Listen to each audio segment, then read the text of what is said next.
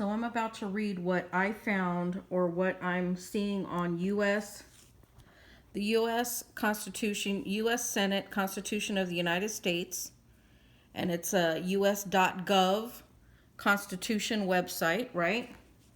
That's what I'm looking up because I was told that parts of the wording in the Constitution from the Trump administration had changed what the Constitution says. So I'm going to read from this website what it is saying, and I'm so irritated with everything that's going on in this country. It's not even funny. And it's probably going to be more than a 1-part or 2-part series, but here we go. So the introduction is written in 1787, ratified in 1788, and in operation since 1789. Let me let you guys see this so you know what I'm reading. United States Constitution. Let's turn it this way so I can get the full paragraphs in here. Let me do it this way. Hold on one second. Yikes. Damn it. Okay, hold on. Yikes. Let me go back.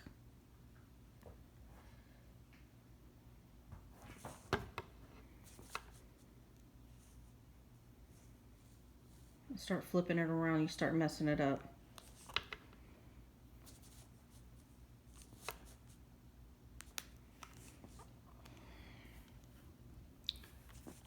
Let me make it bigger. Big enough for people to see and big enough to be in the screen. Written in 1787, ratified in 1788, and in the operation since 1789, the United States Constitution is the world's longest surviving written character of government. Its first 3 words are "We the people." Affirm that the government of the United States exists to serve its citizens. The supremacy of the people through their elected representatives is recognized in Article 1, which creates a Congress consisting of a Senate and a House of Representatives, and the positioning of Congress at the beginning of the Constitution affirms its status as the first branch of the federal government. The Constitution the Constitution assigned to Congress responsibilities for organizing the executive and judicial branches, raising revenue, declaring war, and making all laws necessary for executing these powers. The president is permitted to veto specific legislative acts, but Congress has the authority to override the presidential vetoes by 2/3 majority of both houses. The Constitution also provides that the Senate advise and consent on key executive and judicial appointments and on the approval for ratification of treaties. I'm going to put it over here. Hold on one second. I got ice dropping and everything, and I want to be able to just be hands off, okay?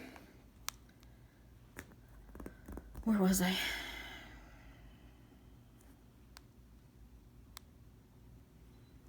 Let's see. The president is permitted to veto specific legislative acts, but Congress has the authority to override presidential vetoes by 2/3 majority of both houses.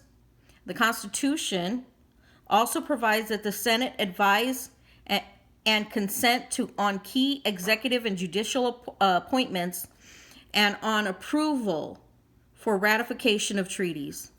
For over 2 centuries, the Constitution has remained in force because its framers successfully separated and balanced governmental powers to safeguard the interests of majority rule and minority rights, of liberty and equality, and of the federal and state governments, more a concise statement of national principles that a detailed plan of governmental operations.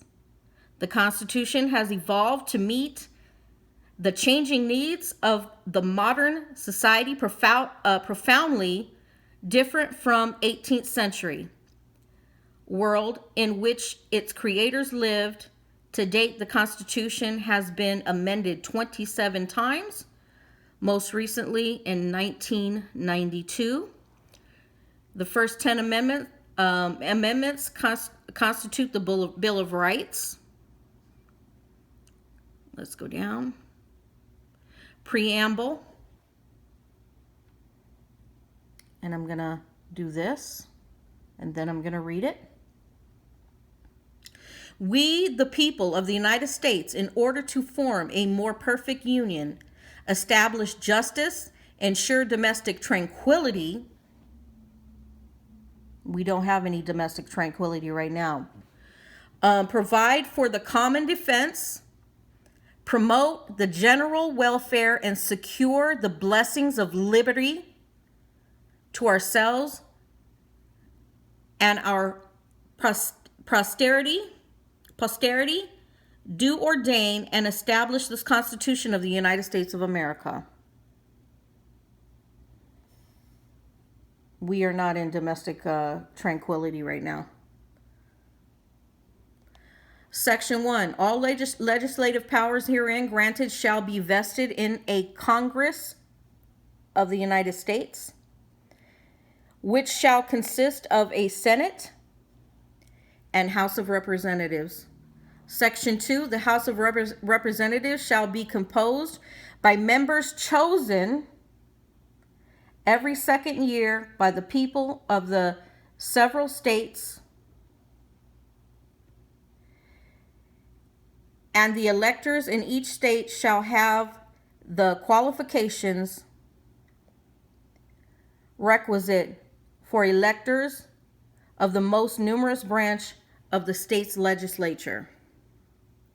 No person shall be a representative who shall not have attained the age of 25 years and been 7 years a citizen of the United States, and who shall not, when elected, be an inhabitant of the state in which he shall be chosen. Representatives and direct taxes shall be appointed among the several states, which may be included within the Union according to their representative numbers, which shall be determined by adding to the whole number of free persons, including those bound to service for a term of years, and excluding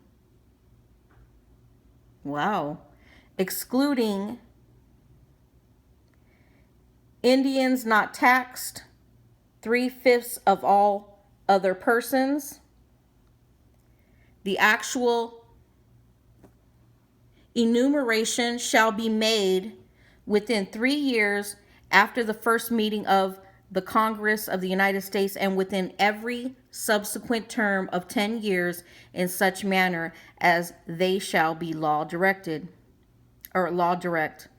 The number of representatives shall not exceed 1 for every 30,000, but each state shall have at least 1 representative,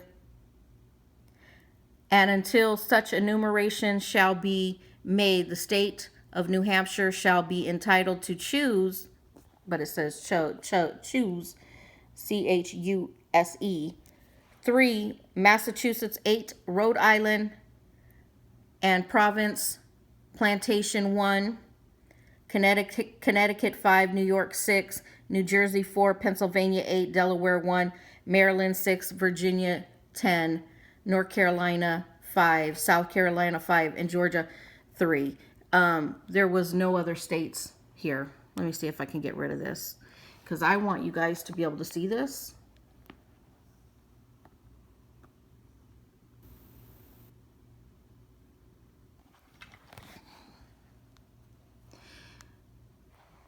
When vacancies happen in the representative from any state, the executive authority therein shall issue writs of election to fill such vacancies.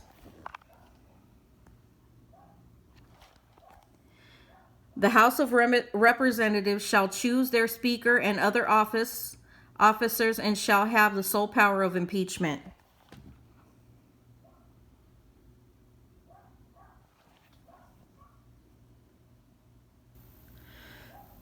Section 3. The Senate of the United States shall be composed of 2 senators from each state, chosen by the legislature thereof for 6 years, and each senator shall have 1 vote. I don't know where this is coming from, but this needs to go. It's not letting me do it. Immediately after they shall be assembled in consequence of the first election, they shall be divided as equally as may be into 3 classes. The seats of the senators of the first class shall be vacated at the expiration of the 2nd year of the 2nd class, at the expiration of the 4th year,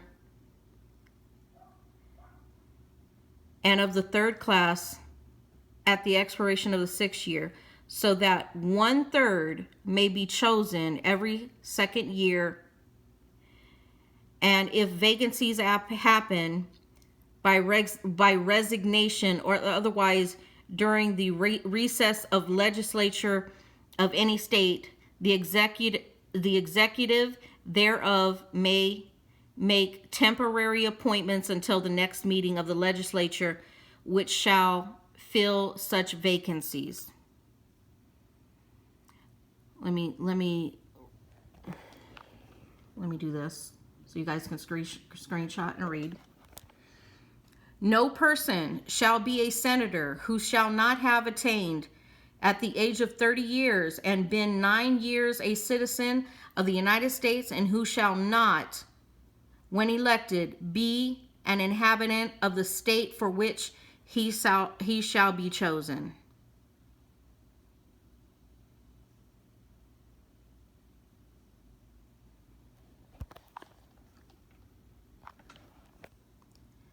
The Vice President of the United States shall be President of the Senate, but shall have no vote unless they be equally divided. Let me see here. The Senate shall choose their other officers and also a president pro tempore in the absence of the vice president, or when he shall exercise the office of the President of the United States.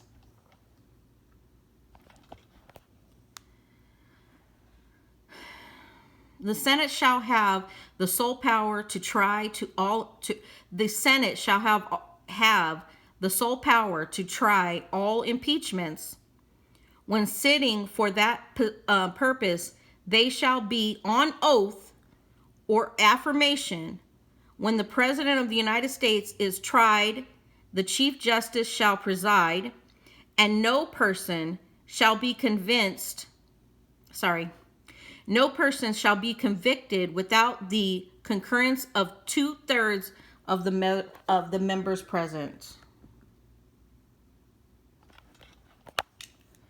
Judgment in case of impeachment shall not extend further than to remove from office, and disqualification to hold and enjoy any office of honor, trust, or profit under the United States, but the party convicted shall nevertheless be liable and subject to indictment, trial, judgment, and punishment according to law.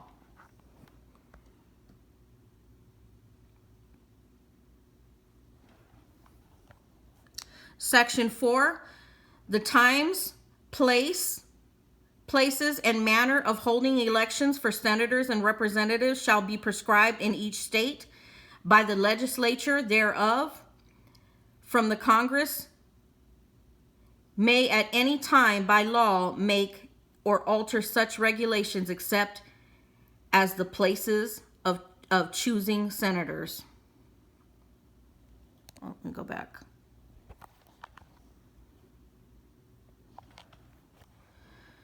The times, places, and manners of holding elections for senators and representatives shall be prescribed in each state.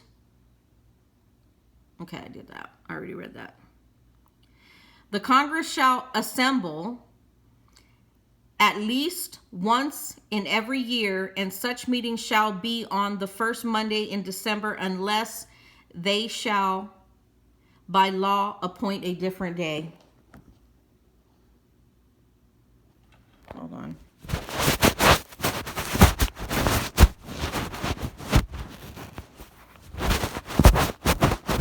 It's very fuzzy. Section 5. Each house shall be the judge of the election, return, and qualifications of its own members, and a majority of each shall constitute a quorum to do business. But a smaller number may adjourn from day to day and may be authorized to compel the attendance of absent members in such manner and under such penalties as each house may provide.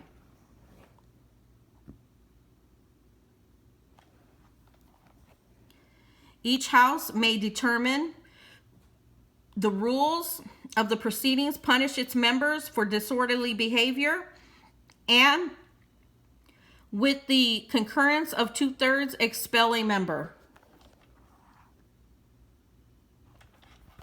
I need a drink.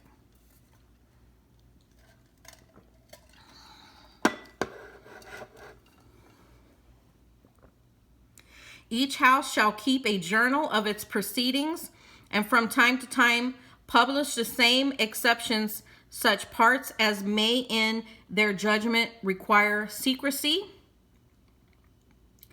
and the yeas and the nays of the members of either house on any question shall, at the desire of 1/5 of those present, be entered on a journal.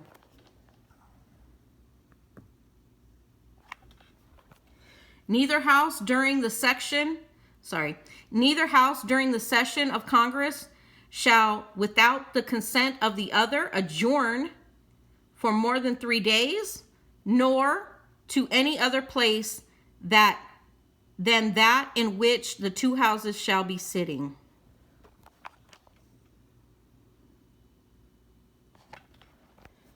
Section 6. The senators and representatives shall receive a compensation for their services to be ascertained by law and paid out of the Treasury of the United States, and they shall, in all cases except treason, felony, and breach of the peace, be privileged from arrest during their attendance at the session of their respective houses, and in going to and returning from the same, and for any speech or debate in either house, they shall not be questioned in any other place.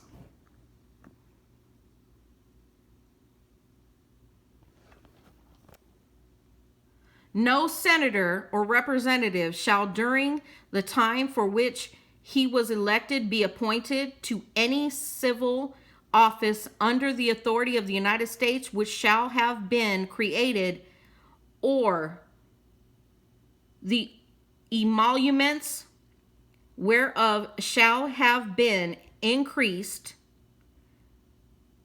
during such time, and no person holding any office under the United States shall be a member of either house during his continuance in office.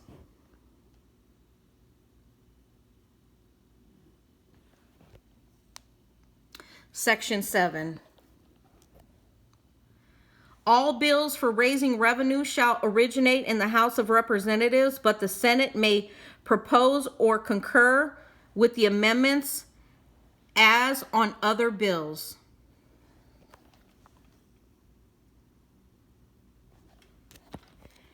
Every bill which shall be passed, the House of Representatives and the Senate shall before it becomes a law be present to the President of the United States. If he approve, he shall sign it, but if he not, he shall return it with his objections to that house, and in which it shall have originated, who shall enter the objections at large on their journal and proceed to reconsider it. If after such reconsideration 2/3 of the House shall agree to pass the bill, it shall be sent, together with the objections to the other House, by which it shall likewise be reconsidered, and if approved by 2/3 of the House, it shall become law. But in all such cases, the votes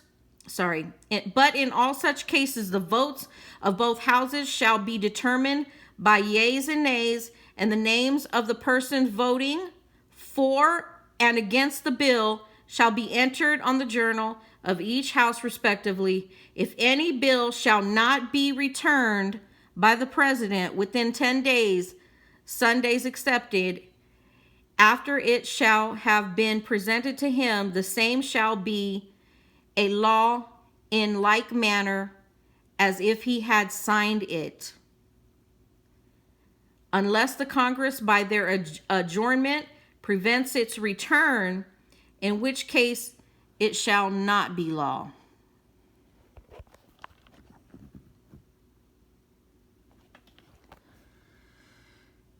Every order, resolution, or vote to which the concurrence of the Senate and House of Representatives may be necessary, except on the question of adjournment, shall be shall be presented to the President of the United States, and before the same shall take effect, shall be approved by him, or being disapproved by him, shall be repassed by 2/3 of the Senate and House of Representatives according to the rules of and limitations prescribed in the case of the bill.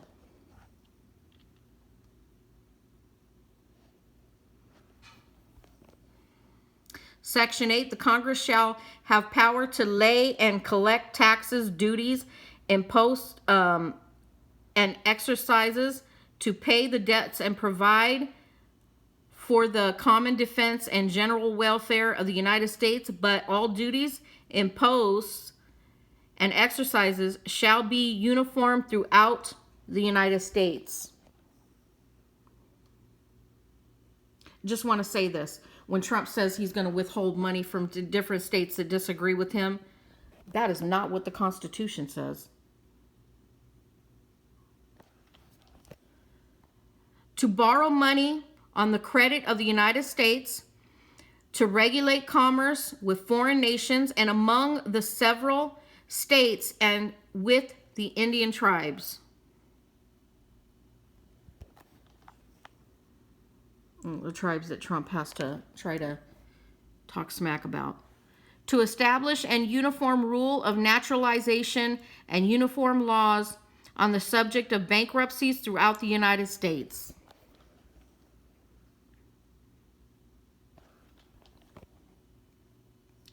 To coin money, regulate the value thereof and of foreign coin, and to fix the standards of weights and measures, to provide for the punishment of counterfeiting the securities and current coin of the United States, and to establish post offices and post roads.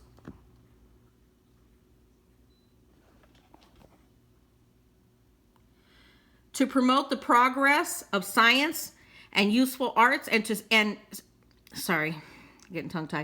to promote the progress of science and useful arts by securing the limited times to authors and inventors the exclusive right to their respective writings and discoveries, to constitute tribunals inferior to the Supreme Court, to define and punish piracies and felonies committed on the high seas and offenses against the law of nations,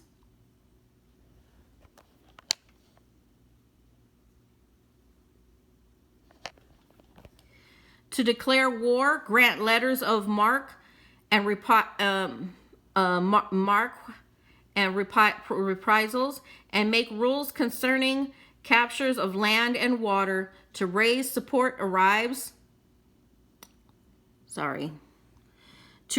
support armies, but no appropriation of money to the use shall be for a longer term than 2 years, to provide and maintain a navy, to make rules for the government and regulations of the land and naval forces,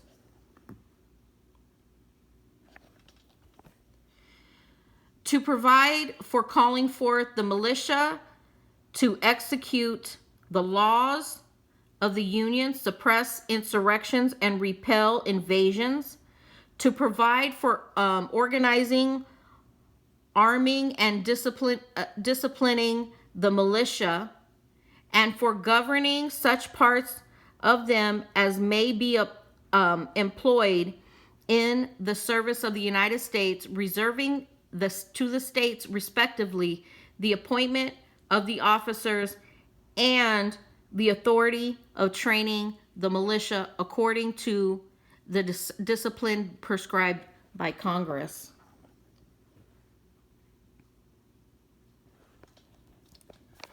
Oops. To exercise exclusive legislation in all cases whatsoever over such district not exceeding 10 miles square, as may by cession of particular states and the acceptance of Congress become a seat of the government of the United States, and to exercise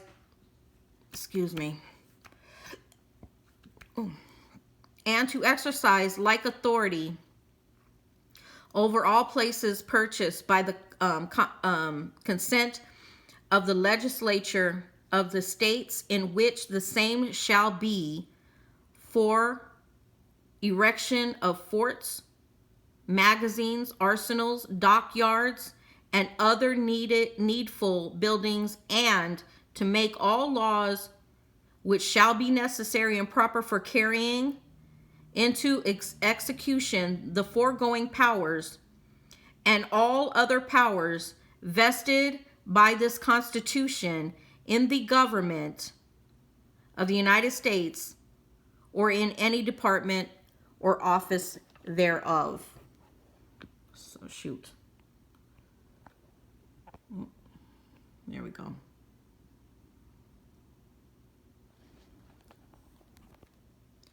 Section 9, the migration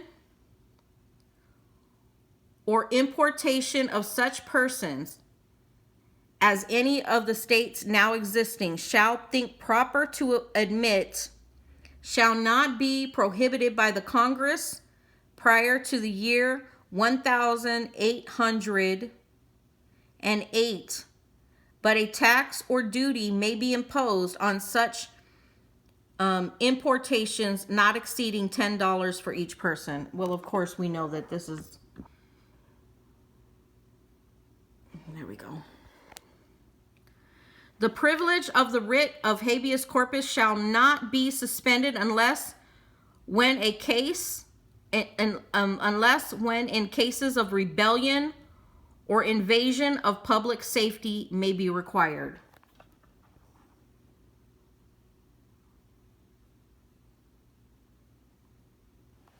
The only ones that are causing a rebellion and invasion is ICE right now. No bill or no bill of attainder or ex post facto law shall be passed. No capitation or other direct tax shall be laid unless a proportion to the census or enumeration herein before directed to be taken.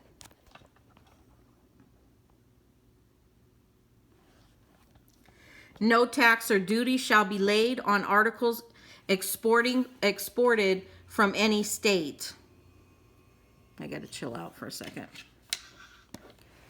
Gotta put my legs up. No preference shall be given by any regulation of commerce or revenue to the ports of one state over those of another, nor shall vessels bound to or from one state be obliged to enter clear or pay duties in another.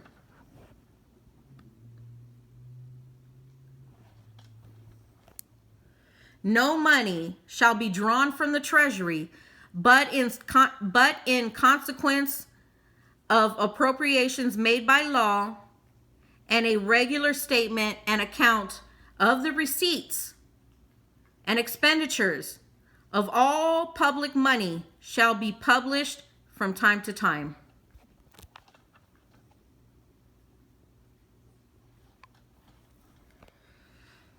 No title of nobility shall be granted by the United States, and no person holding any office of profit or trust under them shall, without the consent of Congress, accept of any present emolument, office, or title of any kind whatever from any king, prince, or foreign state.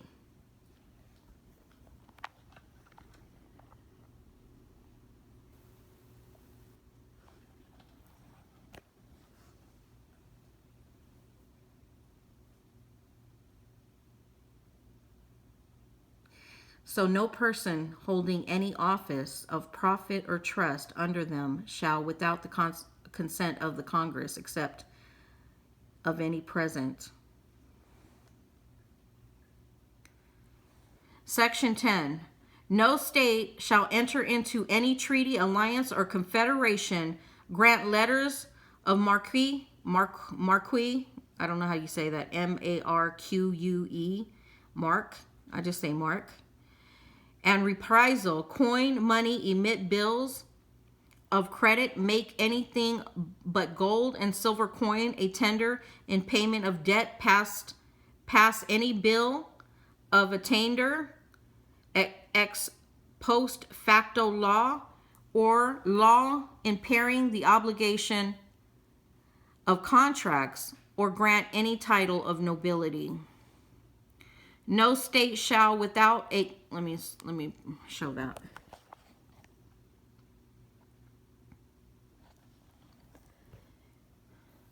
No state shall, without the consent of Congress, lay any imposts of duty or duties or imports or exports except what may be absolutely necessary for executing its inspection laws and the net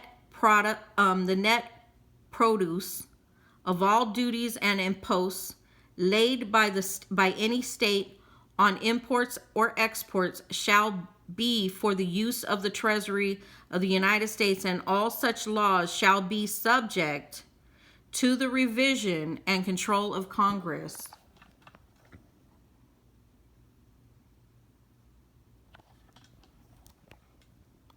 No state shall, without the consent of Congress, lay any duty of tonnage, keep troops or ships of war in peacetime, in any time of peace, enter into any agreement or compact with another state or with a foreign power, or engage in war unless actually invaded or in such imminent danger as will not admit or delay.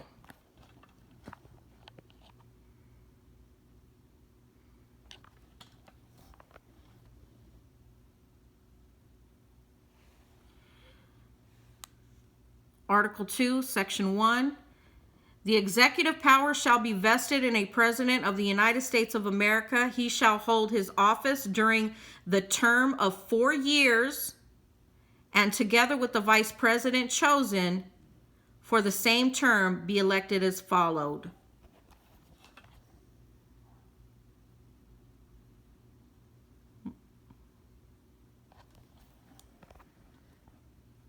Each state shall appoint in such manner as the legislature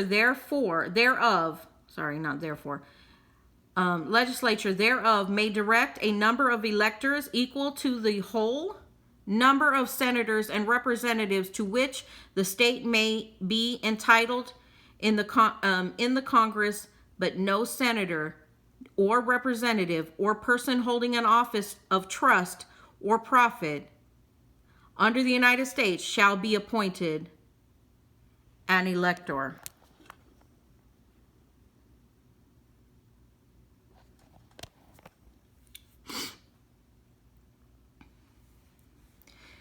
The electors shall meet in their respective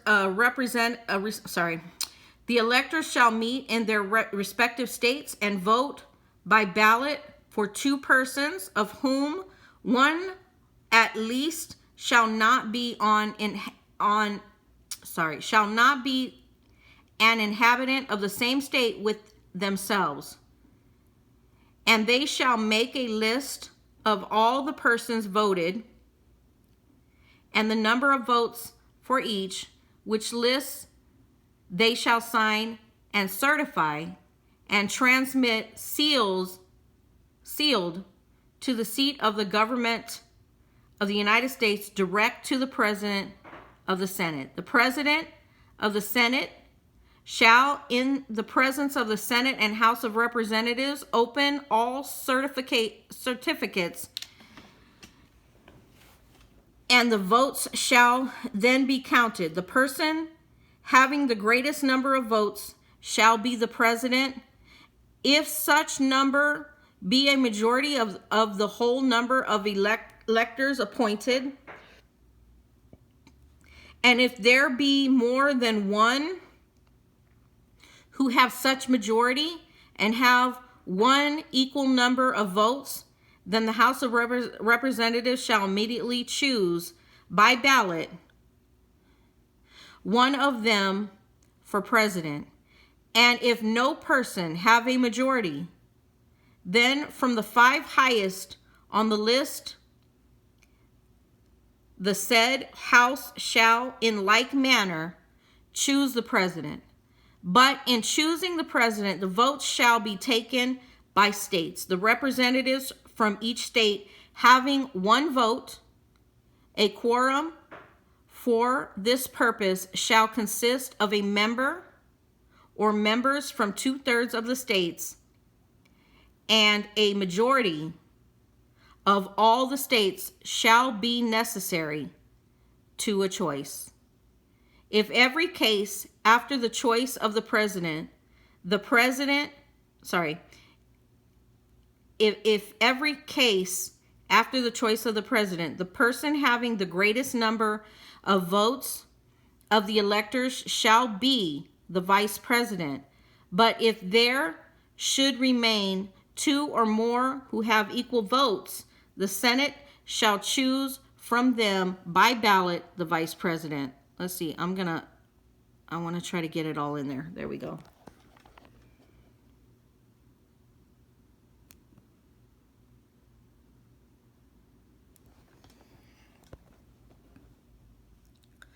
The Congress may determine the time of choosing the electors and the day on which they shall be given, the day on which they shall give their votes, which day shall be the same throughout the United States. No person except a natural born citizen or a citizen of the United States at the time of the adoption of this Constitution shall be eligible to the office of president, neither shall any person be eligible to that office who shall not have attained to the age of 35 years and been 14 years a resident within the United States.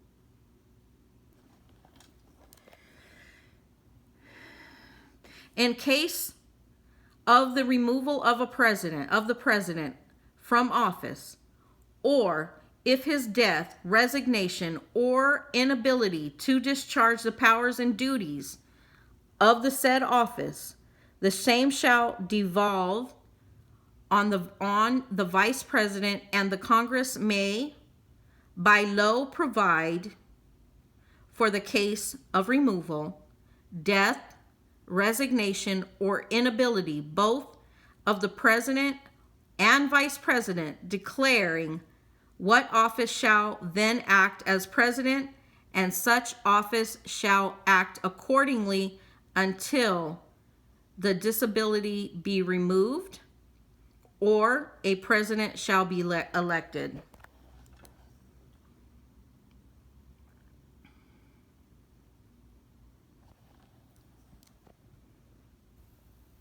The president shall, at stated times, receive for his services and compensation, which shall neither be increased nor diminished during the period for which he shall have been elected, and he shall not receive within that period any emolument from the United States or any of them. Before he enter on the execution of his office, he shall take the following oath or affirmation: I do solemnly swear or affirm that I will faithfully execute the office of President of the United States and will, to the best of my ability, preserve, protect, and defend the Constitution of the United States.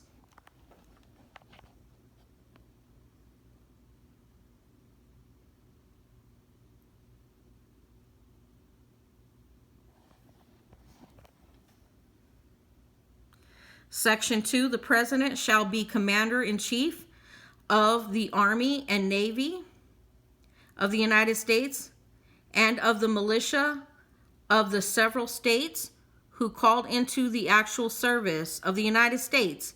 He may require the opinion in writing of the principal officer in each of the executive departments upon any subject relating to the duties of their respective office, and he shall have power to grant reprieves and pardons for offenses against the United States, except in cases of impeachment.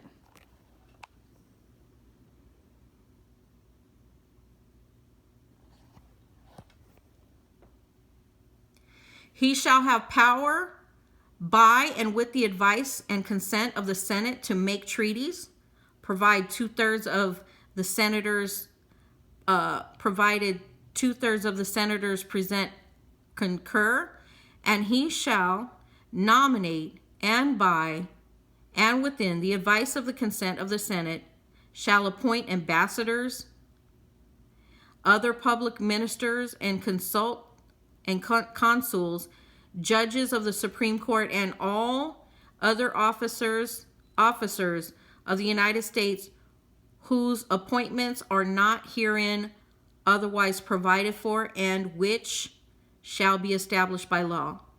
But the Congress may, by law, vest the appointment of such inferior officers as they think proper in the President alone, in the court of law, or in heads of departments.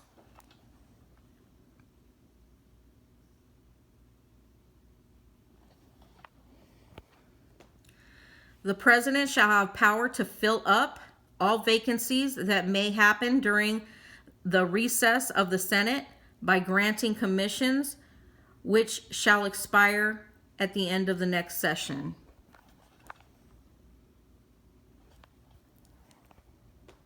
Section 3, he has from time to time given the Congress information of the state of the Union and recommended to their consideration such measures as he shall judge necessary and expedient. He may, on extraordinary occasions, convene both houses, or either of them, in a case of disagreement between them, with respects to the time of adjournment. He may adjourn them to such time as he shall think proper. He shall receive ambassadors and other public ministers. He shall take care that the law be faithfully executed, and shall commission all of the officers of the United States. Look into the word faithful. The president, vice president, and all civil officers of the United States shall be removed from office or impeachment for and conviction of treason, bribery, or other high crimes and misdemeanors.